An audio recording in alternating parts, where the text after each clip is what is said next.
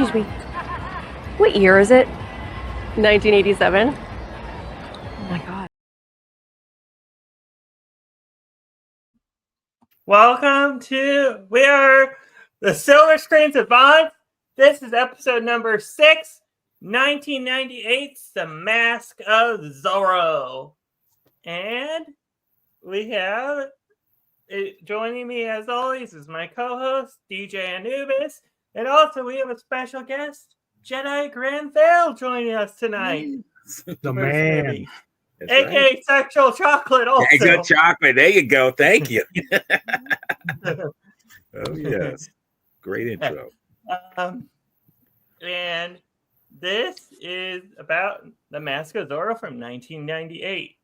Mm-hmm. I was going to start us like how DJ Anubis does the first time watching this movie, and I will start with our guest, Jedi Granville. When was the first time you saw it? And it was the original opening. When I say opening, the original release of it back in '98. You know, I once actually saw it like during the fall. I mean, it came out during the summer, but I didn't see it later that year. So I saw it in the fall, and I was really pretty much impressed by this film because it's such a take back of the old Hollywood standard of, you know, filmmaking, you know, in terms of adventure, action, you know, great stunts, you know, good story, very good storytelling. I have to say the storytelling in this film is very good, you know, and one of the things I have to mention, I'll make this real quick, is the fact that the writers who wrote this film, they also were the ones who collaborated to do the 3, not the other 2, Pirates of the Caribbean. And it's funny because when we was doing the watch along yesterday, I said it kind of reminds me of the Pirates of the Caribbean, at least the ones with the first 3. But then I realized, oh, wait a minute, the writers, the screenplay writers that did the writing on this film were the ones who did the writing for those films, and that makes sense because there's a lot of story play, there's a lot of little gunplay, but it still has that energy of old Hollywood standard in, you know, good storytelling and good characterization of people, you know. So yeah, I mean, that's when I first originally saw it, but I'm jumping ahead, but I mean, I just wanted to throw that out there, just that little anecdote there. That's good. Mm-hmm. DJ Anubis. So yeah, I actually did see this in the theaters when it was released that summer, and you know, part of my motivation was that I was already kind of a Banderas fan because I had seen Desperado a couple of years earlier with Banderas, and I became an instant fan of that film. And it's him as an actor because he started picking up work a lot after that with like movies like Assassins with Stallone, etc. So my first, you know, exposure to Zorro was, I said it before, Zorro the Gay Blade, which is more of a parody off of Zorro, but I was aware of who a Zorro was because you saw the shows as a kid, Olvin, and those are the ones I remember, not very much in detail, but I was familiar with who Zorro was. But so when Gay Blade came out, it was more just a play on that. But when I heard that Banderas was going to be in this film as long as Catherine Zeta-Jones, I'm like, I'm sold. Like, I'm there. Like, I'm in like Flynn, as they say. And so I went and checked it out, fell in love with it, thought it was fun. And it's funny that Jedi mentioned the writers because I didn't even know that about the film, but I can totally see it because of all the stunts, the comedy that's mixed in, the action. It all fits just like Pirates. So I can totally see how the writing reflects that. Right. And what's up, Goji? Yo, Gojira. Hey, Gojira. What's up? So funny. I have a funny story how I see this. Well, I didn't get this till it was out on DVD and stuff, I think. But I first got introduced to this. So I was at a garage sale one day, and I saw this playing in the background, and I saw the final fight scene between Montero and De La Vega and Bernardo, because he plays both characters. So that's why I say that.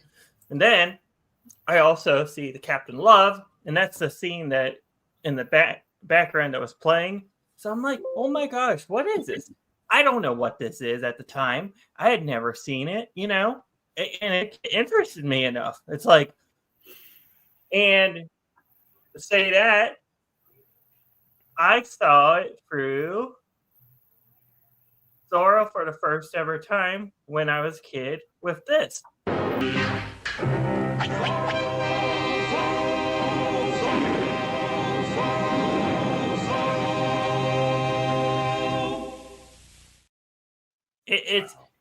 It set up my childhood for success in a sense also, because it's that theme that it's the same character of Bernardo and Della Vega. Funny enough, in the show, there's a difference between the show and the movie because Anthony Hopkins, and we'll get into the review and stuff about that. But Bernardo is a silent character in the show. In the movie, he talks. So I see comparisons between the show and the movie. I like this comment. Yes. I didn't know that. I didn't know that about that either until Gojira said that. That doesn't surprise me because if you really think about it, really Zorro is nothing more than a Spanish version of Batman anyway. So I mean, that actually makes sense. He's one of the rare. I was going to say he's one of the rare Spanish heroes. Also, yes, they don't have a lot of heroes, and that's something I would love for every country to have. You know, so every country can have superheroes. But it makes us make a cool world movie where all superheroes, characters and stuff would unite and fight evil. It would be cool. Just an idea, just a thought. But yeah, I saw it at a garage sale and stuff. I relate to the characters and stuff because we have an all-star cast with this movie. Anthony Hopkins. So we start this movie out. The setting is 1851. 21. Sorry. Yes. I was off by a little bit. 1821. And we start off with Spain is better. I think it's Spain. Yeah, California. Californians from Spain soldiers. So, and we have some really cool fight choreography in the opening. There's a cool scene where Anthony Hopkins, I was going to say also they look exactly alike from the TV show in the original. Anthony Hopkins' portrayal of the character. I don't know if you saw the clip and stuff, if you see Zorro with the mustache and stuff, but he's I might have missed that. But he's got the exact like style mustache that was in the original show in the 57, which is the original Zorro. And then it has we are introduced to. Hold on, I got a picture in. Did I not put one? Oh, here it is. We are introduced to this character in the beginning. Right. And I think his portrayal of the character is really well done. And then we go from Anthony Hopkins because we're introduced to two people in a wagon. They cut holes in the wagon, and there's this guy that comes out. I can't, Senor Lopez or something, and he's like, "What are you two cutting holes in my wagon for?" And then they say, "We're waiting for Zorro," or something like that. And that's the first, when I hear that song, it's like, oh boy, something bad is happening, and they need a hero to rely on them to save the day. And then we are introduced to a public execution in the movie. Yeah, that name though. Yes, Diego. Mm-hmm. Yes, they're supposed to be executed just to be an example to the people because they're really being in a way. Doesn't and we are set up with Montero the say something like this guy? I just chose them randomly out of the crowd. Is Yeah. that what he said? I mean, that's not someone of a leader. That's someone of a dictatorship type of Yeah. individual, you know. And Yeah, he's trying to just send they're a message out of fear. this guy right here sets that up. Mhm. Wish I had found a younger picture of him also from that time. Yeah, 'Cause- it's good enough. I mean, the Funny- gentleman who plays him, you know, he was up in age anyway. He was about, I think, by our age, well, a little younger.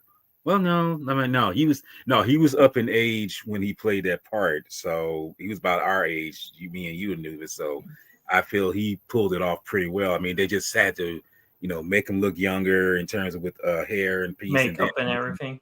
Right. So I mean, this is before the so-called digital, manipulation of making someone look young. So yeah, right, exactly. Exactly. So I mean, this is the thing where back then they didn't have these, the equipment to do those kind of things. They had to rely on old-fashioned Hollywood tricks. So I mean, yeah, they did that pretty well with him. But I do like the public execution scene because you think they're gonna die, and then all of a sudden, before I get to that, I like the disguise part of Zorro coming with the robe of the priest and what beggar, yeah. I feel like I haven't shown off the physical movie yet. Also, well, sorry. Don't worry. That's a DVD, right? Yeah, I have both. Okay. All right. And then, yeah, he comes in as a beggar, or like you say, a priest, and they're about to execute these three peasants, and these three, and the executioners, they aim and they're about to fire, and of course, but the whole plan of it is, as Gojira says, is to bait Zorro out. It's supposed to. Yeah, that's what that's the feeling I got, and I like this part, like right when they're about to fire, like a whip of Zorro. It's like, did they just invent this for the movie and stuff? I can't remember if they. Well, I don't know. I would have to go back and watch the show to see if they ever had the whip in the show. I can't remember. They did in that Gay Blade. They had it. So it must be a prominent weapon. Like it's like Indiana Jones. He has the whip on him all the time. I think also, if I'm not mistaken, because I was talking about this other Zorro film prior, before Gay Blade was it was just called Zorro. It's an Italian-made film, and they had they have the whip in there. They incorporated it. So I think it probably was there, or if it wasn't, then they said we need a whip because it has more effectiveness. Because let's face it, I mean, you can sling and and whatever with people up front, but with a whip you can get more range when you're slinging it, and it's like you are causing some damage. So yeah, this answers that question. Yeah. See, Gojira knows his stuff. See, that's why I'm glad. I'm glad he's helping out with the stuff. Yes. But I like that scene where he uses a whip to whip the characters and stuff, the bad guys that are going to fire. I like the scene right during that where he goes in what's the terminology for it? It's where they're hanging and stuff underneath the noose. Like there's a little hole, and he sneaks out underneath. He goes to the right, and he had the guillotine, like the guillotine thing also is like where you locked up and stuff, and he uses that. But we see that in the moment when he's doing his thing, he's doing fighting certain soldiers. We see that there's a bunch of soldiers with guns who are about to pretty much, because the what's his name, Montero. They got it set up where they're going to shoot him because he knows he's going to come Montero. out there. Yes, he's going to help the people, and this is where the two little boys who notices this comes in and helps. Yep. Yep, and Alejandro and Joaquim Murrieta. That's their names. Yep.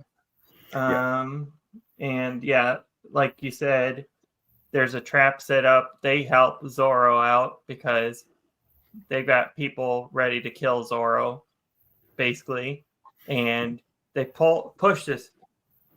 Hey, Tony the Tiger. Tony the Tiger. I like it. And he's great. Tony.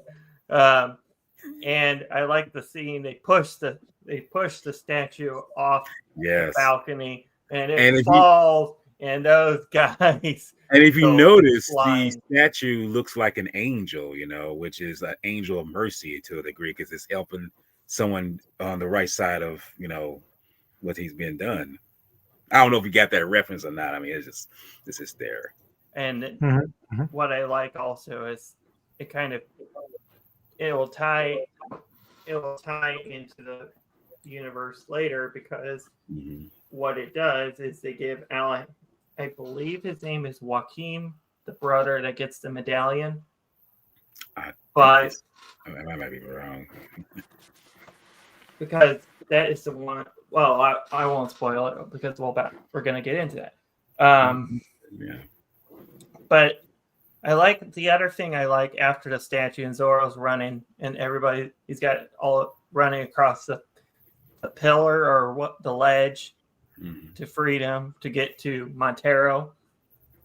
And he cuts a Z in his neck. I really like that scene. It's like, I get a throwback to the old school Zorro, because that's like Zorro's call sign is the Z.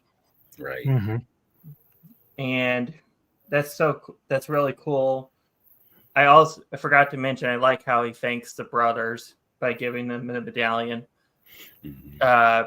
Yes, I was about to say, Gajira is right on point with what he just commented about this. This movie has excellent music. Yes, the music. I know for a fact for none of these shows, I don't think we've touched on any of the scores yet. I think that would be just a cool idea if we did that, you know, because we watch these movies for entertainment and fun and all that stuff, and we've had some movies so far that have good music in them. Well, see, let me just bring this up real quick, because see, one of the things I realized, and this is one of the things I love about movies to begin with, is the fact that George Lucas himself said, you know, 50% of movies is the visual, and the other 50% is the sound, and not necessarily the sound effects of what you hear in the film. It's the sound of the music bringing to life the film itself. And the composer, you probably already know who it is, James Horner. He's a legend, and he's done amazing scores in the past. You know, his first official one was Battle Beyond the Stars, you know, which was a Roger Corman film, you know, low budget one. And no, keep them coming, go Jerry. Keep them coming. We like the facts and stuff. The tidbits. He did Star Trek Wrath of Khan. Yes. Did Commando. Did Kroll. Field of Dreams and Glory. Those are all great films on their own. So when you have a great soundtrack that goes with them, it just makes them awesome. And this is one of the reasons why I feel that he was. I'm sorry to say he passed away sometime later, you know, which is a shame. He was very young.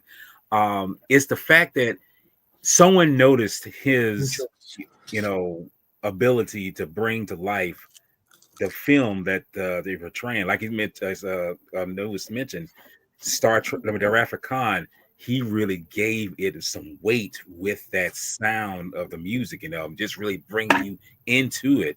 You know, and other films that he's done, like Aliens, you know, I mean, I'll give you a good example. I don't know if you ever seen Deep Impact. To me, that's probably one of his very underrated scores that really brings out emotional essence to the moment when comet is about to, you know, pretty much devastate the earth. And he really brings it to life. So to me, he is one of those composers that, sad to say, doesn't get enough credit for what he does. And it's like, it's too bad he died. He passed away too soon, because who knows what he could have done even now. With the scores he's done before. But yeah, with this score here, it's very powerful. It gives this adventurous feel, very Spanish feel to it. With the what's the instrument they play with, the Spanish guitar and everything. It's so in there, and I love how he does that. What?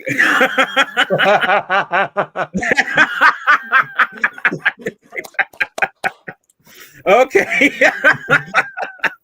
Oh man, that's okay. But I just wanted to throw that out there, because I feel that it is the truth about music scores. The soundtrack doesn't get enough, announcement with some of these films, because honestly, without those scores, I guarantee you, some of these movies would be dead in the water with what they project. And I'm glad that films like Star Wars, the original Superman film, these films, if they didn't have those powerful scores, I don't know if it'd be the same film as what we see now to this day. No, think about John Williams doing Jaws. Like, yeah, I remember I read something the other day where it was Spielberg who first heard the score for Jaws, and he laughed. He said, "Yes, I don't see what is so great or what's going to make people scared with this." And then once you put it in film, and it all of a sudden became the most famous score ever. So it's like you hear it everywhere.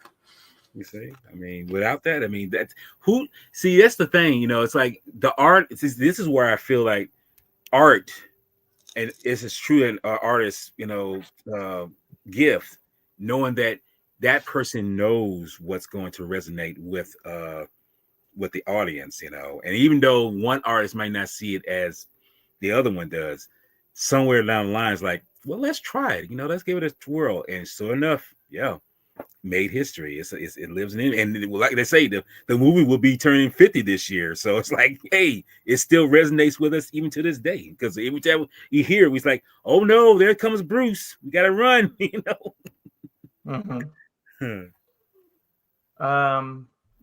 But anyways, after that mark and stuff, that Zorro, apparently this Zorro's last ride. That's the line he says when he comes home and stuff. Today was, I can't remember the line, but something about today was Zorro's last ride. Now Zorro goes home, or something like that. And I like that.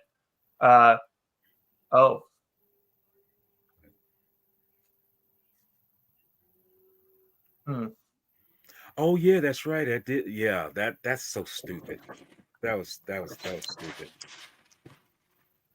That, because that's another score that I feel is so underrated. That theme for the thing, the thing is, it resonates very well. Every time I hear it, it's a very good score. But that's stupid that it got a Razzie. That doesn't make I like. Do you want to take the story from here after he ends up home, and I'll pass the story to Anubis, and then Walter can continue. Jedi Granvale can continue after. Yeah, that's fine. So where are we? Still early in this? Yes, we're still early. He's at the home. Yeah, we get rolling here. So yeah. So Zorro saves the prisoners that were to set up, and Montero figures out, or at least tries to assume, that Don Diego de la Vega is Zorro. So and at this stage, Diego is a pretty established nobleman, has his wife Esperanza, who obviously Montero has a thing for, covets. So he comes to Diego's house, and of course we see before that where Diego has got a kid, little baby, which has turned out to be Alina, who we'll see later. So Montero shows up. He's got his soldiers, and so he's accusing Diego of being Zorro. And of course, Diego's like, I don't even know what you're talking about, dude. I don't know. I'm not Zorro, brother. I'm here, a family man, just taking care of my kid. And so he squeezes Diego's arm where he got injured. And so obviously we see blood there. So he knows that Diego is Zorro, that he was there that day or during the day during the fight. So, he's telling Esperanza that he's going to have to arrest her husband.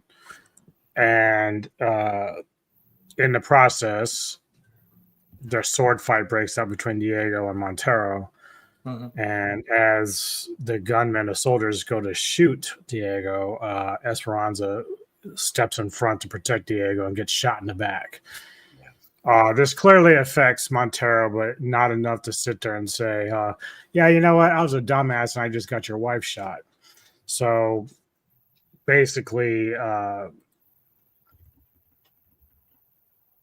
they go and arrest Diego. He knocks him out, puts him in prison. Now, I can't remember exactly why or how, but while he's in prison, he obviously grows his hair long and he's kind of roughed up.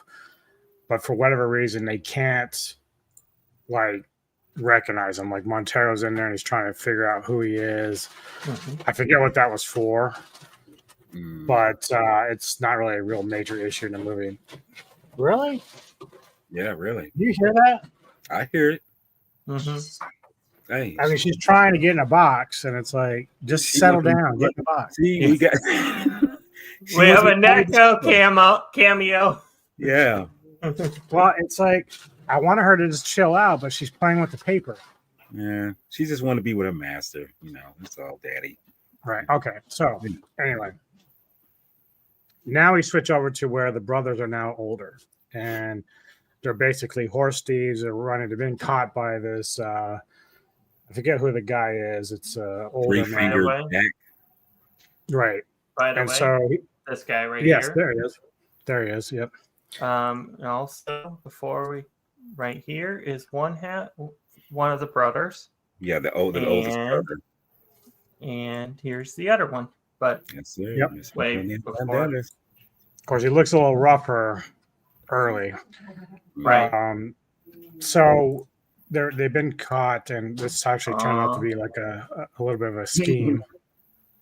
What is he talking about? What is he talking about? I don't know. Random stuff in the chat. Yes, random. Yes, he'll probably explain to us later. Where's the ban button? Yeah, I'm fucking with John. Oh, I know. Okay, so they bring him over to these people in this village, and they're going to turn him in. This guy's going to turn him in for horse thievery. Oh, Warhammer they're talking about. Oh, okay. So they're all on our own topic. Gotcha. So he's getting ready to turn him in, and then I guess this is sort of a ploy, kind of like I forget what Clint Eastwood movie it is, where they actually probably The Good, the Bad, and the Ugly, or one of those films where he's taking the guy, they're faking the bounty, and they're getting the money, and then just starting all over and doing it all over again. So they end up getting their pay and then getting away from the people that are initially trying to pay to have them hung. And as they're getting away, they run into our other guy that is Captain Harrison Love, this really jerk-off soldier bitch that likes to do some weird things with people's body parts. Oh, yeah. So he ends up stopping them, ends up shooting our guy that's the bounty hunter that's caught them, which is actually a guy that works with the two brothers, but shoots him in the leg. And Alejandro is able to get away, but his brother is not. And once he catches his brother, instead of like whatever torture that Love might have in store for him, he just ends up shooting himself. And Alejandro sees this. So now there's like this revenge factor, but he knows he's not in a position to do it right now.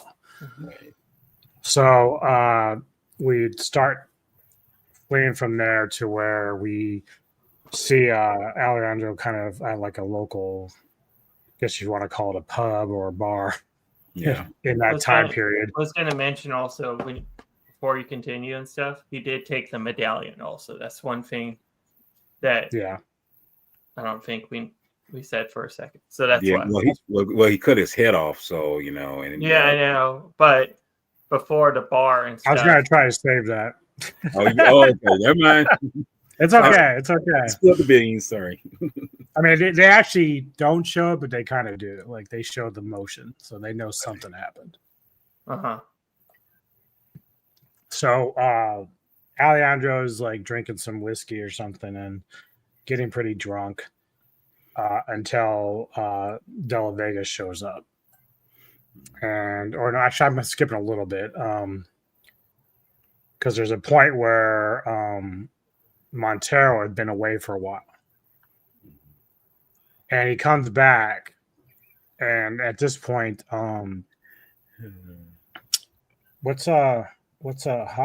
Diego? He's waiting for him. He wants to kill Montero when he knows he's coming back. Right. But what ends up happening is he sees Alina. And at that point, he stops. He doesn't do anything because he knows that's his daughter, which I didn't mention. Montero took the baby as his own, as he had Diego in prison. So that was one thing he was trying to rub him. Child. Yeah, he was trying to inflict more harm on Diego by saying, your wife's dead, your money and house is gone because we're going to burn that shit down, and I'm taking your baby and child and make her my own. So that's, Diego's got his own vengeance that he wants. So eventually when he sees Elena growing up, he doesn't go through with his plot to actually kill Montero right then and there. So he has to figure something else out. And now, granted, he's also older and beat up. So, just some time has passed. Obviously, I think she's probably about 20 at this age or this point. Helena, I guess I don't know its exact age, but it's been some years since a baby. So, I'll turn it over to Walter. You can go from there if you want and start kind of explaining like how they set up Alejandro and all that. Yeah, I mean, we mentioned the bar sequence, and this is where Antonio Banderas' character, he's pretty much getting drunk, and he's like, he doesn't really care, because he's lost his brother. Well, he's lost two members of a family, his eldest brother and the person that he was working with, Three Finger Jack. So he's like, and he was about to, take the medallion that Zorro gave him and say, because the bartender says like, you don't have no money, barter with, so he was about to give that to him, but this is where Diego stops him from doing that because he recognizes the necklace. He knows that particular medallion that he gave to those two brothers, but he doesn't know who this person is till he asks the name and everything. So he goes into saying that it's an old saying that when the pupil is ready, the master will reveal himself. Something like that. When the master is ready, the pupil or Godira 851, can you fill us that line in there? I know it's going to say. He'll probably give it to us. But no, it's that's the thing. He shows that this person is passionate. He shows, Alan Johnson. Yeah. What's his name? The character Banderas is because I want to keep saying his name. Which one? Alejandro. Banderas is Alejandro. Alejandro. He shows to Diego that he's very passionate. Here we go. Yeah. Yeah. There you go. So that's true. Because it's a great scene in that movie where we see Catherine Zeta-Jones very, flexible. But we won't. Yes. Anyway, getting off track here. He leads him to his training facility. Basically the Bat Cave is like the Spanish. Back to the Bat Cave. Right. And I should mention this too. If you see, this is one thing I got to say about films and trailers. Trailers are just to advertise a film to get your appetite wet. There's a little scene in that movie, in the trailer that's not in the movie when Diego mentions that, they're saying, and I'm just saying Banderas, I'll just say his name. says Zorro, he recognizes him, and this is where you realize that, yeah, exactly. Quick to the page, exactly. So that's in the trailer, but it's not in the movie. But I realized that that's probably something that you don't need, to establish that, okay, he recognizes it, he knows what it is. Oh, of course, man. She was just figuring out a puzzle. That's all. But I was enjoying watching her do it. That's all. I mean, come on, dude. When you see a person, especially a female, doing very, stylized kind of movements, I mean, wouldn't you get stylized? Yeah, exactly. I mean, there's a better way of saying it. I mean, but I'm trying to be, yeah. You know what I'm trying to say. Anyway, I am a man after all. I mean, I can't help it. I mean, hey, I don't blame it. It's okay. Jake's not here. No one has to go PC. We're good. Exactly. When you see the booty, you see it's round. You see it's like, wow. I mean, that's. But anyway, get back to the movie. We're getting distracted here. Come on. Yes, let's just say, okay, stop it now. Stop it. Okay. Okay, Gojira, you're getting me messed up here. Okay, no, they're back at the. Let's see. Oh yeah, Big Bad Wolf has it right. Now that I think about it, he's right. Yes, thinking this, reading this. He was just having back issues, man. That's all. Okay, all right. They're at the Batcave. They're back at Alejandro's, place. I mean, oh my God. See, I'm throwing off here. Sorry. I mean, this is live. I'm not supposed to be doing this. Good God. They're back at Diego's old training grounds. This is where it's at. So he's there to train him because he has this passion of saying, if you want to take your revenge or whatever, your vengeance on someone, you got to do it in a way where it's not going to, compromise you. And what's balance? Exactly. He got nice balance. It's almost like he's training him as a Jedi. He's training him the skills of doing that. And enhance your calm. Exactly, enhance your calm, like I should be doing myself. Which is one of those funnier parts that I talked about when Olva and I were watching it. And Walter was there too, that when he first tries to say, okay, show me what you know about sword fighting. So Alejandro's like, he's doing all these fancy things. And he's like stabbing and he puts it out there. And then all Diego does just like hit his blade out of his hands real quick. And he's still holding his hands out like, it's funny. It's like, that's such a good moment because they let you know he's so, it's like he's got fear, he's got the rage, he's got the passion, but it's like you are so unskilled, Yeah, and I like that. Funny enough, the way that he did it was he's like, because he has like this diagram on the ground, and he's like, "This circle is your home. You will not leave this circle until you've accomplished this, this, and this. This is your circle, and then." As you do well, then your circle gets smaller, and then so on and so on and so on. So I really love that concept of how he's going to teach him how to fight and what it takes and the positioning. Mm-hmm. I was going to, but what's weird? Something. Go ahead. I'm sorry. Go ahead. I'm just reading this off also the script and stuff of something about it, and I just found it. So I know the location of the training. The layer it was underneath the ruins of the family estate. Yes. So remember that the house where the burned and where Montero and stuff, they burned it. It was underneath that scene, that spot. Good, Jared got it. Pointy end goes into the other man. Yes, exactly. No, but I just realized too. I mean, I didn't think about it until just recently that.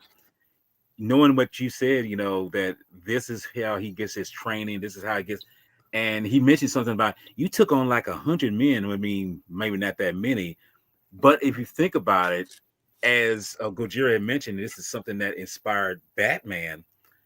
You think about the Christopher Nolan first Batman. They do that. They do kind of mention where, You're talking about the Ra's al Ghul. Yeah, Ra's al Ghul stuff. He says, like, you know how to take on 6 men. We'll teach you how to take on 600.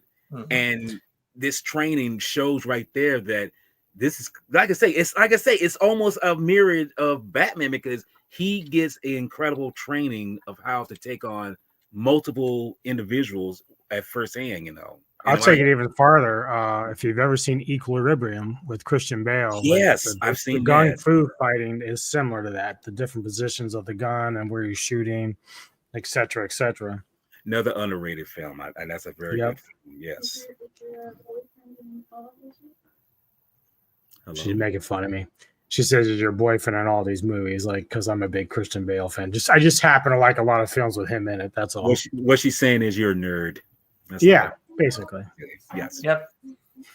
But like I say, that's the thing about that right there. You know, knowing that he's training him, and he's getting more skillful. He's getting more, the ability and the balance, but he's still not ready. You know, because they go into town. You know, they're looking around, and he needs like any, hero who doesn't have superpowers. He has to have a strong steed, and like Batman, he needs a Batmobile, or I say a Zorro-mobile, or whatever you want to call it. Okay, Anthony, there we go. Yes, Mr. Hey, the guy that likes blades. Yes, but no, he knows he has to have a strong steed in order to accomplish the things that he's going to do. And see, this is a moment in the film. I'm not skipping through something that's necessarily necessary to talk about, but it is a moment where he goes to get this horse that these soldiers bring in through the town, and when he confronts it, it's a black stallion. I believe it's a black stallion.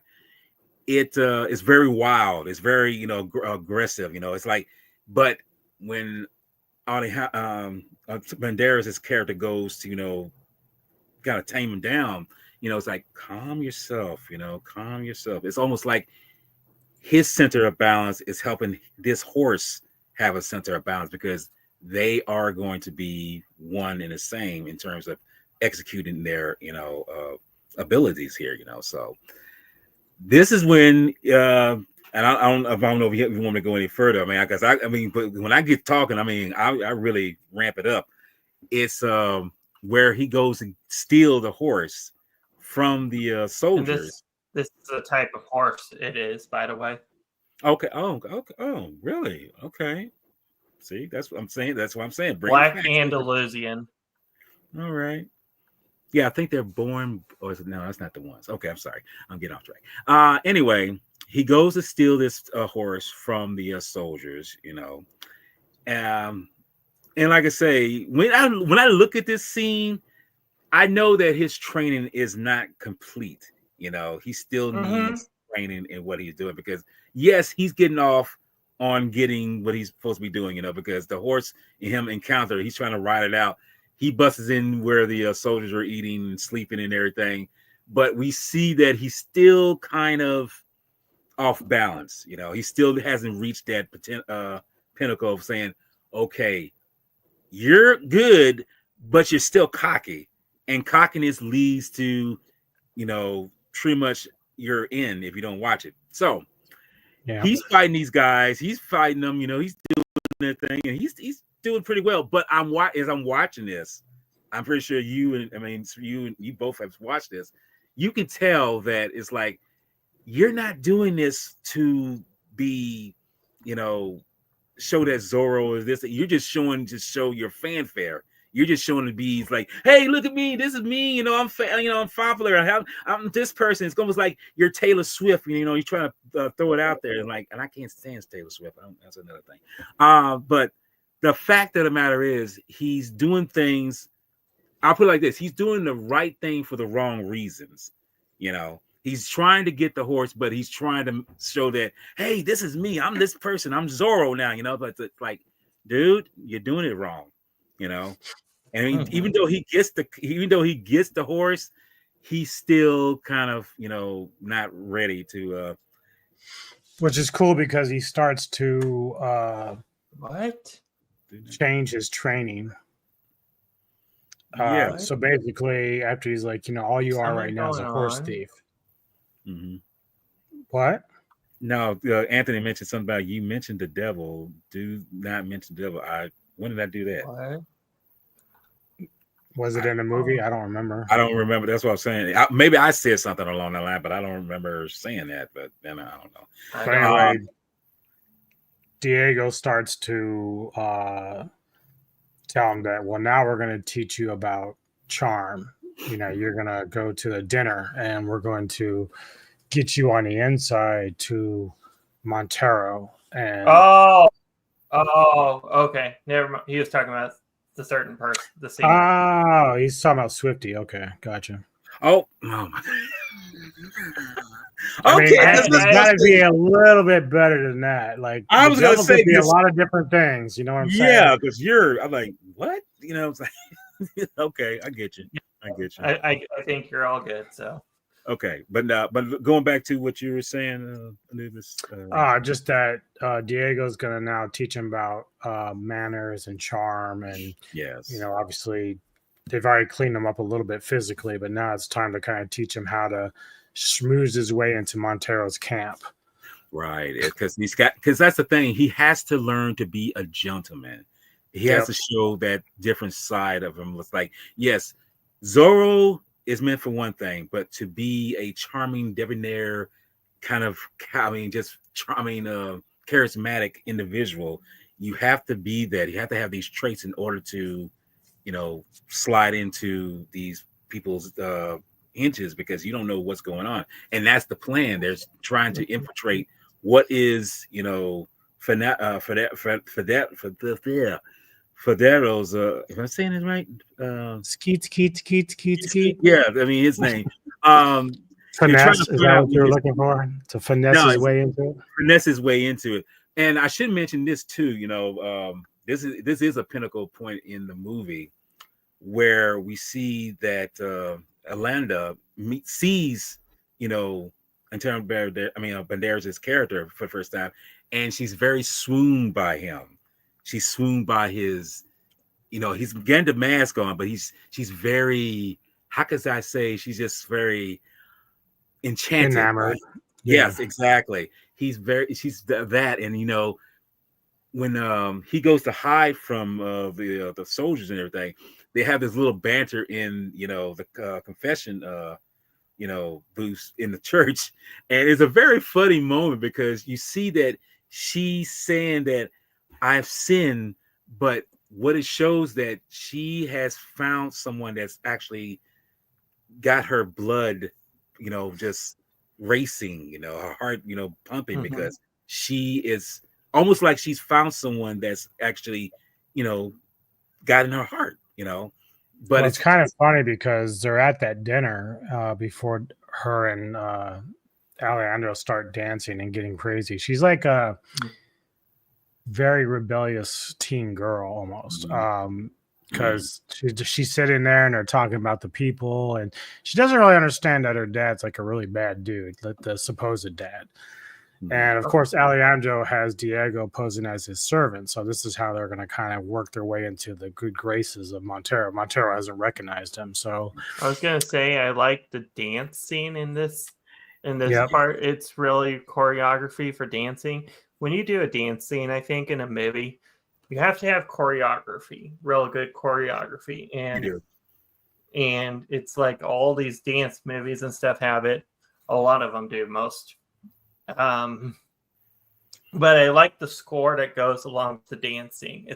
It starts slow, and then it's that pace of a movie that you would expect. Also, when you pointed out about the disguise thing, his character's name is Don Alejandro del Castillo Garcia, and he's got De La Vega as a servant. Yes, that's his Alfred, as it's saying. Bernardo. Yeah. Bernardo is the mute character in the old TV show, by the way. Okay, that's what I was wondering. So he's mute in the TV show, and he's got a father figure in the De La Vega in the old TV show also, but I can't remember his name. But it's kind of around the same name. Okay. No, but when you bring up the dance sequence, you know, and that's the funny thing when you watch this. It's great to know that these things aren't just throwaway moments, you know, because he's dancing with Alina, because it's to get in the graces with going with the Dons, because they're going to you know, Montego is trying to take them to show him the idea of what California is going to be. So this is Yeah. more to really get him to They don't want, they didn't want him to leave him behind. So in order to Right. get his attention again, he initiates the dance with Alina. But the funny thing about that is the dance for them, the Spanish, at least the impression I get is that's almost like the language of love. So Yes. as they're dancing, you see towards the end, she's like very, very, as you said, enchanted with him, like to the point she's almost ready to kiss him. And, you know, he has to look Yes. over. But it's funny because Montero and Diego are both looking at this like, wait a minute. Diego's like, you're not supposed to be falling in love with my daughter. That's not Right. the plan here. That was You know. So, but it works. It gets them to ask Montero to come and hang out and see the map and everything. And so, go ahead. I'll let you just keep going. I just wanted to point that out, the language of love thing there. Me, I was gonna say which one.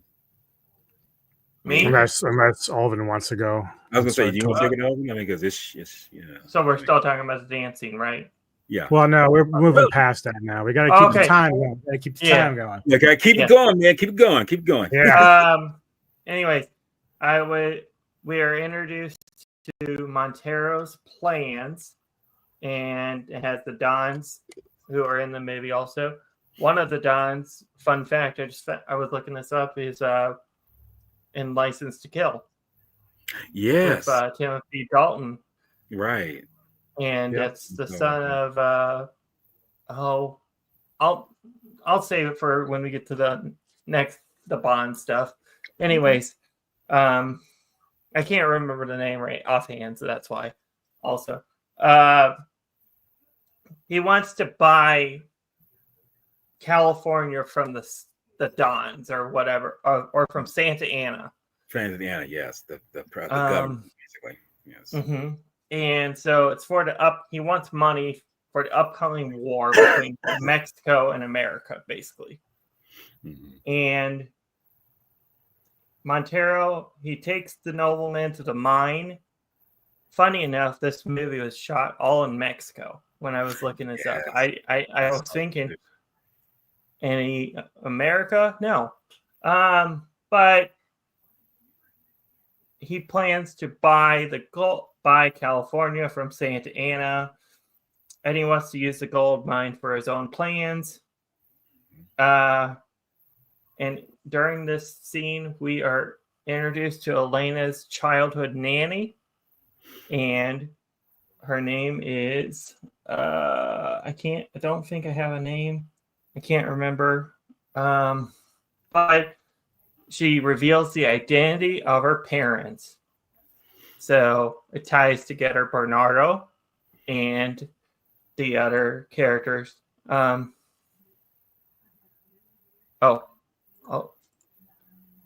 read that off stream. Mm-hmm. Yeah, but I was gonna say, go ahead. I was about to add on. To what you were saying. I'll let you add on now what you're saying about. No, I was gonna add on. In the midst of all this, you know, if you break it down, with Alejandro, I mean not Alejandro, but Montego, his whole plan is just to be in power, you know, to take to steal the gold that's being mined in Sandy mines, you know. But it's a reference to, if you watch this, I mean it, and I'm not gonna say it doesn't affect any. Just one particular state of people. It affects anyone. You watching this moment where you see people mining, it's just another form of slavery to certain people, you know, and it's its own people, you know, this is crazy, you know. And that's the thing when you look at it, you especially see it. It's not just men and women; it's children too, being enforced in this kind of concentration camp of doing these things. You know, it's a message where it's like you're having these people to mine for funds just so you can sell it back to the people that it actually belongs to, you know. And it's crazy knowing when you see this, you can see Alejandro's, he's just becoming more enraged with the fact that these people are being enslaved. These people are being used. They're being, pretty much just, like I say, being taken advantage of. And this is where,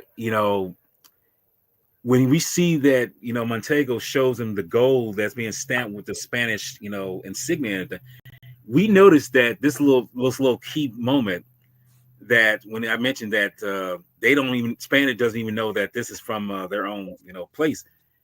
We noticed that, Captain Love sees Antonio's, expression, and it's kind of like, he doesn't know that this is actually from his own country. I mean, he's from Spain, but this is going to lead to something later on, which is we see that Three Finger Jack is still alive, which we knew he wasn't dead. He's in the mining, and we see how, he's had enough. He said he's done with this, and he just speaking truth and saying that, yeah, you could take all, you can be duty up in fancy, suits and everything. You can have all the money, but you are not going to take people's lives. That's all you're using people for. That's what you're doing. And he says, well, if I'm going to die, I'm going to try to take one of these people out. So he races towards the Dons, and Captain Love shoots him. And this is, this just triggers, Ontario's thinking process, because it's like, that was his friend, that was his, pretty much father figure in a sense. So when he goes over to him, as he's been shot, he looks at him, and it's like Jack actually recognizes him, even though he's an adult and everything. Well, no, that's right. He does know he's an adult. He recognizes him, but he doesn't say it. He's just kind of like, and then he just withers over, and you can just see the pain in Banderas' character's face. He's just like, I'm so furious. And then he goes over to Captain Love, like, what do you find so funny, Captain? And it's like, say, this is the funny thing. This is the second time I've seen this. When I shot this man, he was flying. So it's that moment that Captain Love's like, I know who you are. I know who you are. Yeah, that was like a dead giveaway. But I wanted to point out real quick, before that scene, as Banderas had gotten the map, he was chased down by Alina in the stable. And at this point, she actually knows how to use a sword pretty well herself. So at first, Alejandro's like, I don't have time to teach you how to use that thing. So he starts walking away, and she, of course, puts it near his neck. And so they go into a sword fight, which has been nobly now known as the strip sword fight. Yeah. And so she gets a good, cut on him with his gear. And then finally he starts getting the better of her. And of course, towards the end, he's managed to get her whole blouse to come off. And he's kind of like doing that head shake. Yeah. But some cool trivia was Zeta Jones admitted that she became genuinely aroused during the stable sword fight scene. That doesn't surprise me, because if you really look at her face, her acting, it's almost like she has some kind of. Well, I think that, and Banderas has that effect too, because I wouldn't have been surprised during Desperado, because he did a love scene with Hayek in that one. And so, like, even though they never became an item, it's like, it's hard not to find that dude attractive. You know what I'm saying? Also, hold on. Also, initially, Sean Connery was supposed to play Diego, but he turned it down. And then initially also Robert Rodriguez was supposed to direct it, but they didn't like his approach, because his would have been a hard R. He would be more violent, Wow. So I just wanted to throw those trivias out there. Go ahead, Owen.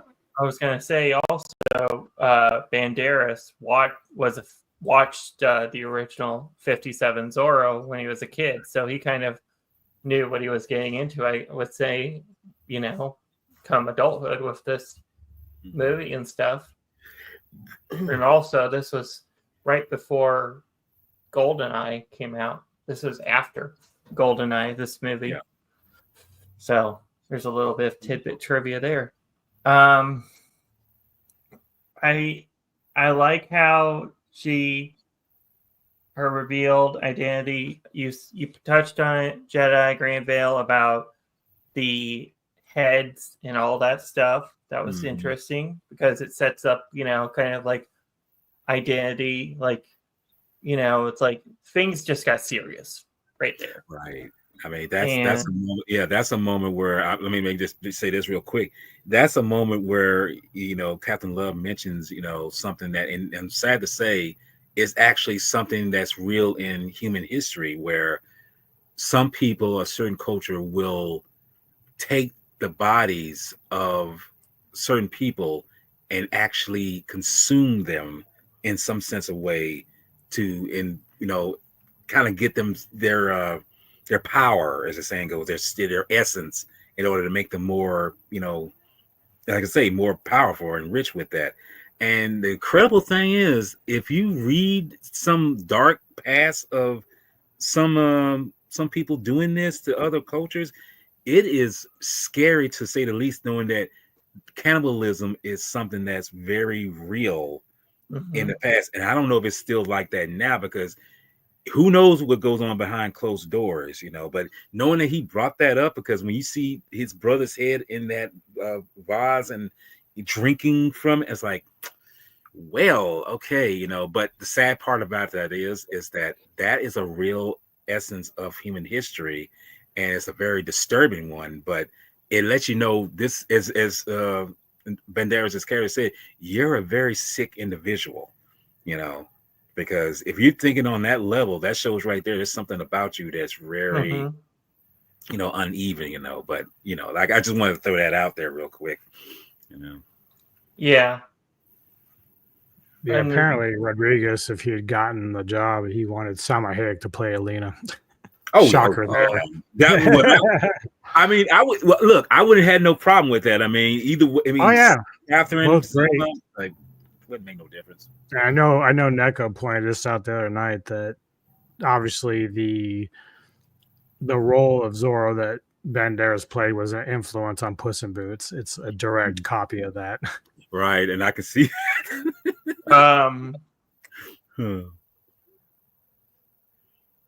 I like how they stealed the map. Okay, so just because of out of fearfulness or whatever, Santa Ana Montero decides to blow up the mine for retribution or something. It's kind of like a Revenge Against Santa Ana style with Montero at some points.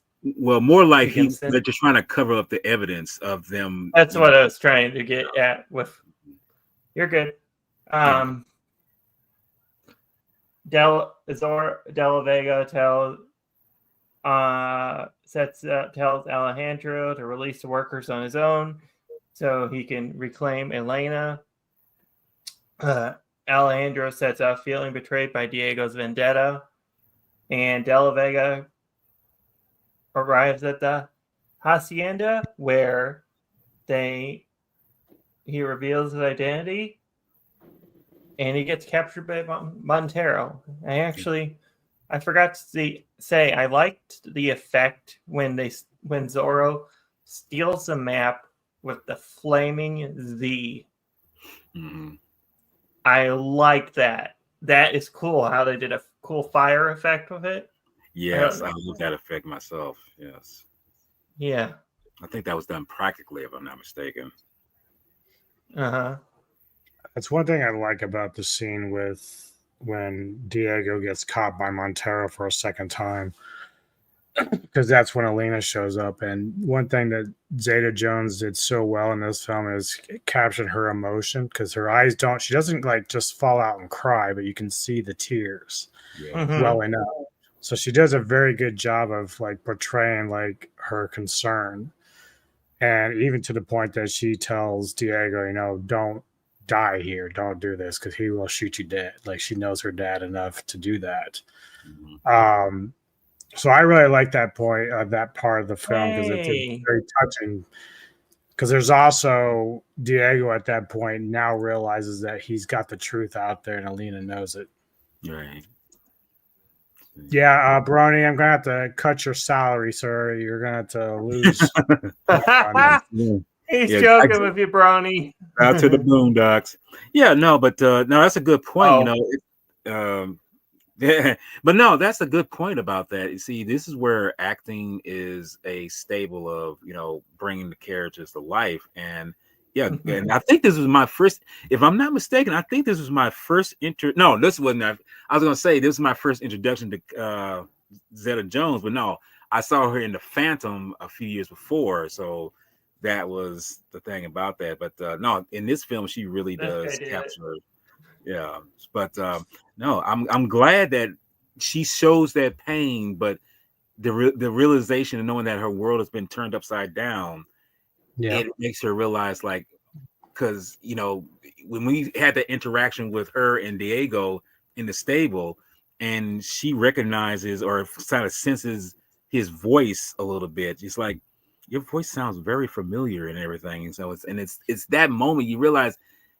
Even though she was an infant, I mean, most times infants don't, you can't remember things too back when you was a baby. You can't. I mean, it's very. Yeah, I think there's a cross between his humming and the flowers that the nanny used to leave. She recalls that, like, smell and hearing, and so it's like she wants to pretend that the guy that's her dad is really her dad. Like, he's raised her pretty well, Montero, despite all his evilness, but she knows deep down that what the nanny said and Diego in the end there when he gets caught, like, she understands, like, he's telling the truth, like, she believes it,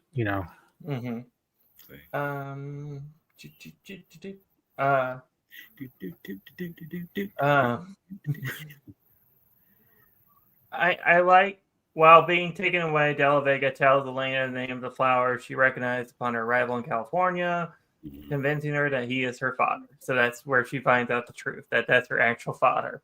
Yeah. And I like that little scene, how just like, oh, daddy, this is my dad and not this idiot. This vengeful, individual. Vengeful, evil man. Right. She releases De La Vega from his cell. They proceed to the mine where Alejandro and De La Vega duel, and I love this upcoming sword fight between both Love and Montero.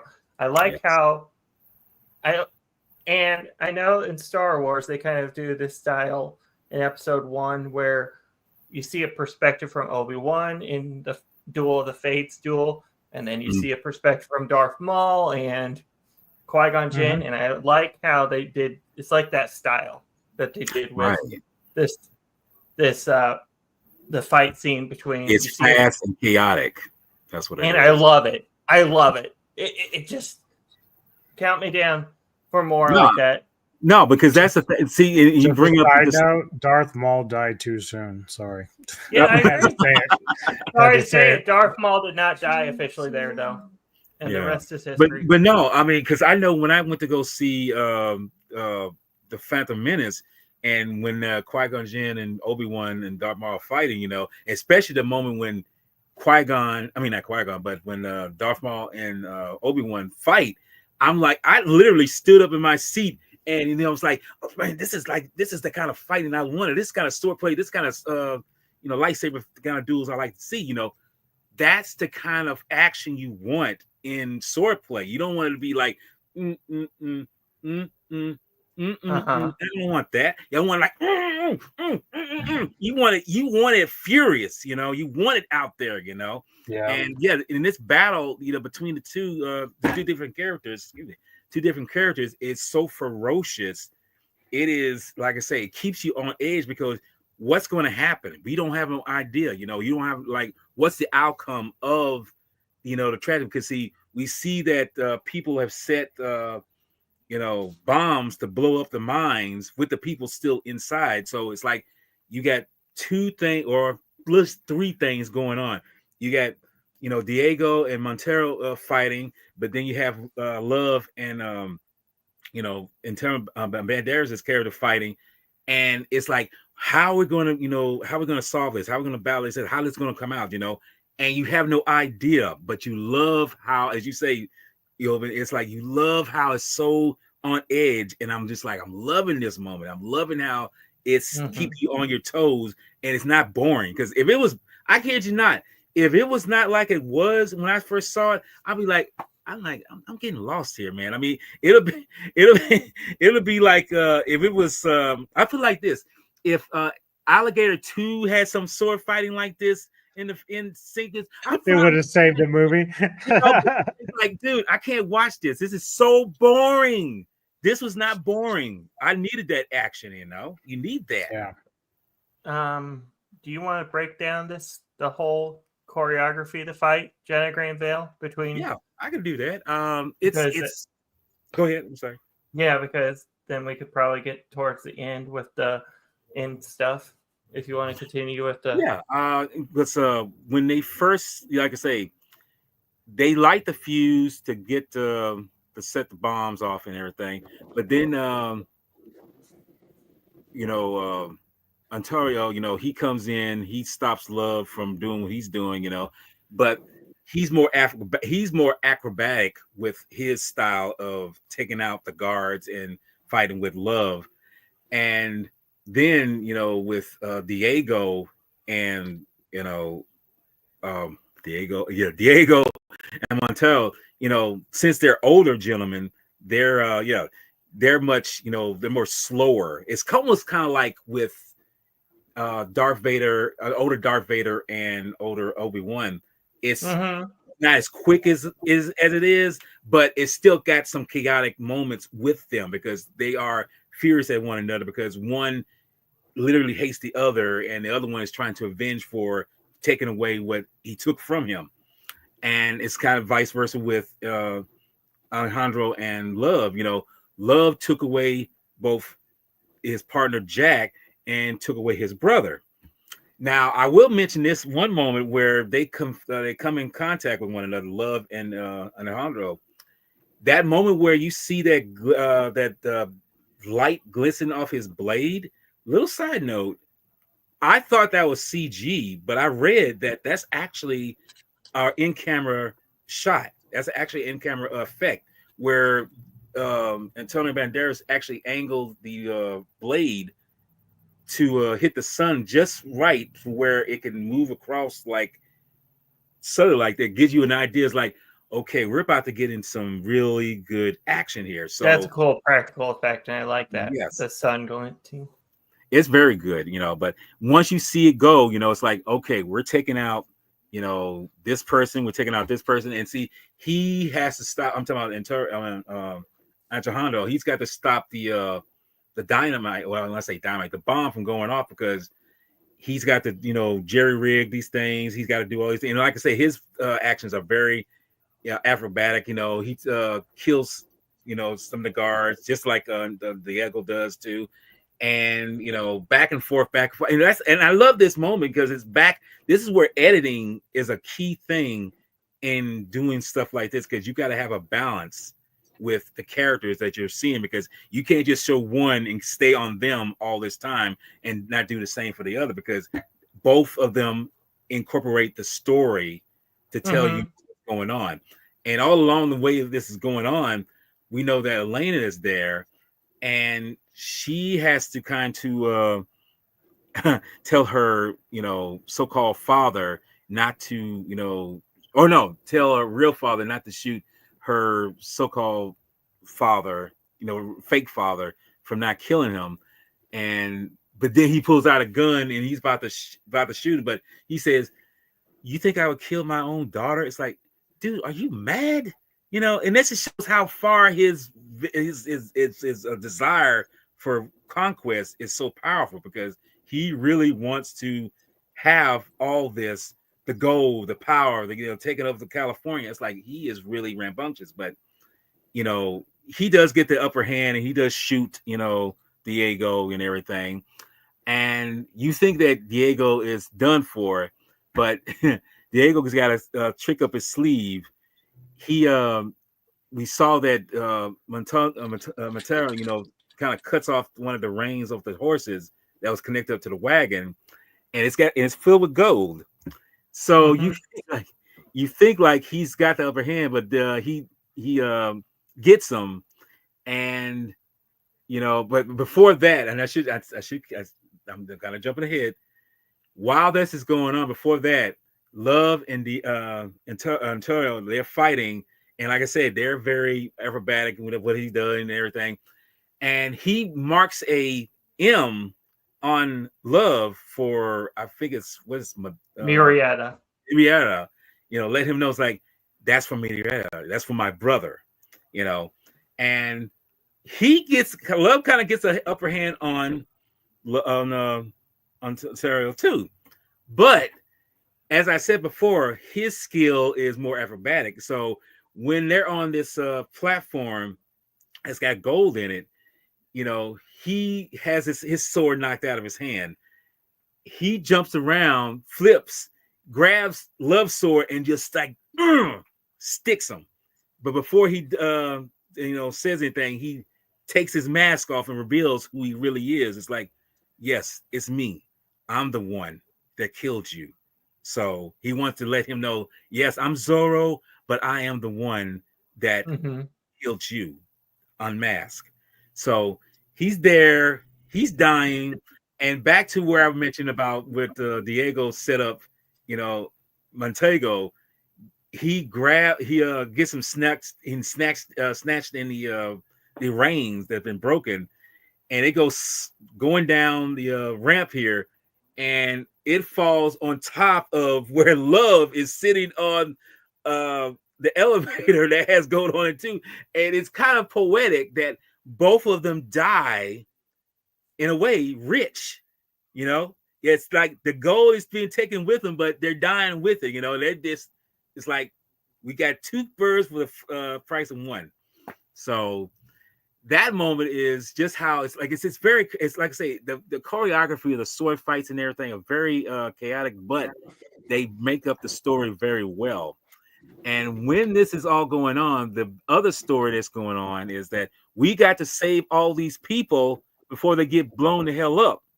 So they go and get the people out, and you think like, oh, they're going to get them out in time. And I got to say, I am a big fan of explosions. I love explosions. Same. I mean, I just love movie explosions, man. I mean, look. If you ever watched the Long Kiss Goodnight, the scene where the bridge in that film blows the hell up. If you've seen I can't remember. Was it the Marine where shit gets blown up? The gas station gets blown. This was a good. A lot of the Bonds have explosions at the end. Also. Yes, they have the License to Kill. That 2 or 3 of the I think all of them were the tankers got blown up pretty well. But this one here, where the mine gets blown to hell up, I love how it gets blown up. I mean, the sound effects in there is so choreographed. It's so, I love it, because it gives that ambiance, and it's like this is a big explosion, and when all the dust is cleared and settled, we see that Alejandro and Alina have saved the people, come walking out, from the dust, everything's fine, except that Diego is about his last breath. He's about to die. But as we see that, he tells Elena that I found you only to lose you again. And this is the moment where he takes her hand and takes Antonio's hand and puts them together. All three of them. Yes. And it just shows right there that he's saying, I want you to be together. Because that's something that most fathers, I can tell you right now, I'm not a father myself, but when you see how fathers react to their daughters wanting to go with these rogue, kind of individual. You'd be like, it's not somebody I want the daughter to be with. But showing to them that you have my blessings. I want y'all to be happy. I want y'all to live to rifle over and live like that. It's like, and in that moment when he does finally take his last breath, it's like, it's subtle with her not going into like, it's like, I lost my face. It's like, she realizes like he's gone, and that's kind of the thing he realized in that end, that moment right there is that it's a beautiful moment, but it's a sad moment too, but it's very subtle. And I feel like that's a good thing that it doesn't go into the wailing or everything like this. You don't need all that. You just need to show that he's dead, but he's saying that I want y'all to be happy. I want y'all to live together. I want you to be married together, So I was going to point out something before we get to epilogue for a second. When they are falling from, so when the gold bars, the bar thing is falling onto Love, and Montero's on the top. Funny enough, you can see the bodies. They're flying. You can see pause it at a certain point, you can see them falling down. And I'm wondering, I'm pretty sure those were dummies. Yeah. I mean, if they had real stuntmen do that, I was like, boy, y'all didn't get paid good enough. Do you want me to take over the epilogue, or do you want to do it? You can. I mean, because you can do it. I mean, it's pretty simple. So Alejandro and Elena are married with an infant son whose name is Joaquin, and Alejandro tells him of the deeds of Zorro, and that is the end of the movie. Yeah, pretty much. Wrap it up with a nice bow. Do we want to go into the review scores now? Sure. So first, Jedi Grand Veil. We'll start with you. I'm gonna give this a very, and it's gonna be high. I give this a very solid 9. I will give it that because it's a 90s film, and pretty much 90s. I feel the 90s were pretty much the last of really good filmmaking. I mean, not to say that the 2000s didn't have them, but 90s was the last of really good filmmaking and storytelling. And once you got into 2000s, you have a rarity of finding good people doing good stories. That's going to be something that you're going to get into. And I find that very sad because I mentioned this to Anubis and even Neko, that some of what Hollywood does nowadays is so it's just a cash grab now, but this was a film that was not doing that. It was just to entertain the audience and give you the flavor of what old Hollywood really was doing, at the time, and this film was at the latter half of the 90s. And for me, I say I'll give it a 10. I'll just give it a 9 because it's very strong in character. It's very strong in action. It's very strong in storytelling. And I just wish more films today would do that. But, it's wishful thinking. And I feel like maybe that's the thing. We've had our last rodeo, and that's pretty much it. But yeah, I give it a 9 though. DJ Anubis. Yeah, I also give it a 9. It's a very strong film, as Jedi said. The acting's top notch. You got some of the best actors in the industry at that point. One reason why it's not really a 10 for me is because I think they mastered it a little more with the Pirates of the Caribbean films, the first 3. Those films are like fantastic from start to finish. So I think they kind of mastered the idea between action, comedy, and acting and everything. So despite how much I do like this film, it's just a little under a 10, but it's still very strong, and I really still like it. So that's what I give it, a 9 out of 10. For me, it's about a 10 because you guys all said, and I agree with everything you guys said, there are a little bit of flaws, but there's not like it's real minor, if you know what I mean. Stuff that you can see sometimes happen, and that's why. Upcoming content. I'll start with Jedi Grand Veil for that. Nothing right now. As I say, I'm still in the works of getting that taken care of in terms of doing what we're doing right now with podcasts and everything. But that, as I say, that'll be along the way. But it's probably going to be a little later because I've had a little stump in the road with something that happened last month and personal issues. Yeah, personal issues. And I won't go into that detail, but I'll just say that even though that happened, that old saying, what doesn't kill you makes you stronger. And once I get past that, trust me, you'll see me inviting you guys on to do some whatever, So yeah. That's gonna be fun. Yeah.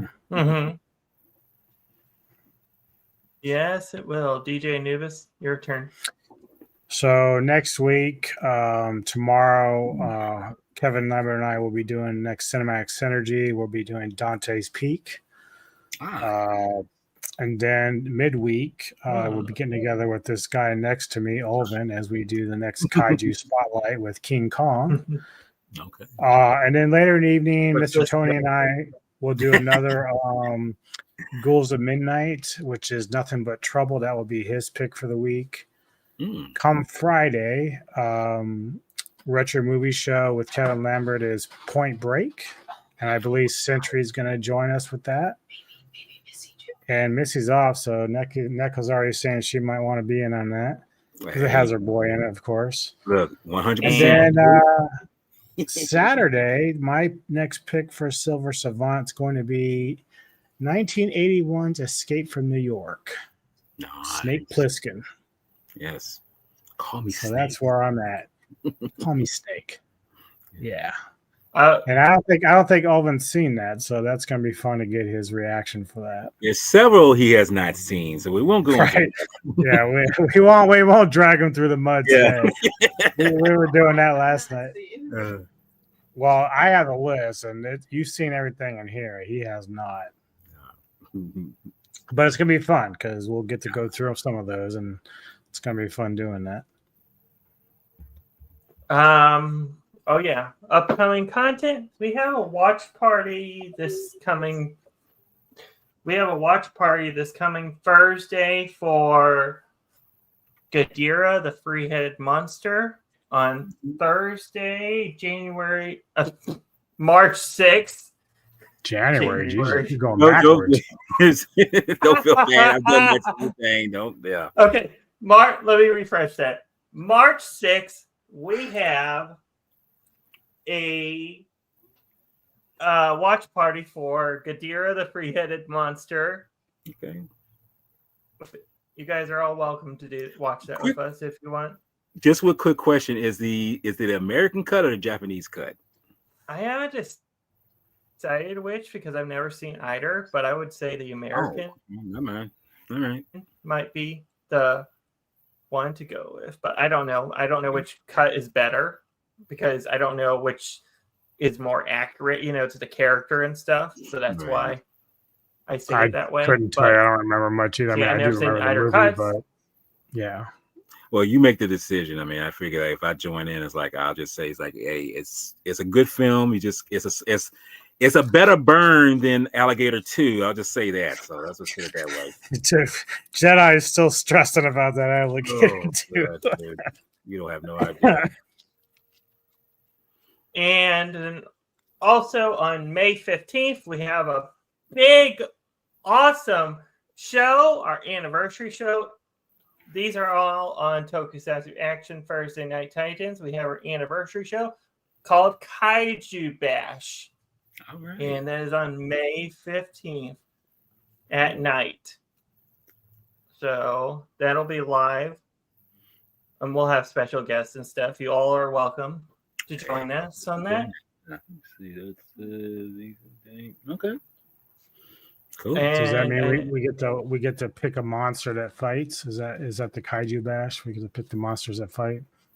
I was thinking of doing like a Team Godzilla Gamera together versus Ultraman. I did want to mention for those that I don't know if they heard us or not. It might have been behind the scenes, but at some point, the three of us, we talked about this the other night. We're going to go and rank all the James Bond films. Yes. And so I'm going to set up the tier maker for that when I get extra time. And then I'll do my list and save mine, and then they'll do theirs and save theirs, and then we'll kind of go through it and talk about where we place them in the rankings and stuff. So, for people curious about how we feel about the entire franchise as it is right now, we're going to be doing something a little fun for that at some point. So, I would say we could do that. I know you guys did the Godzilla ones. We might try that over on the other channel, doing that event once we go through the Godzilla movies and stuff.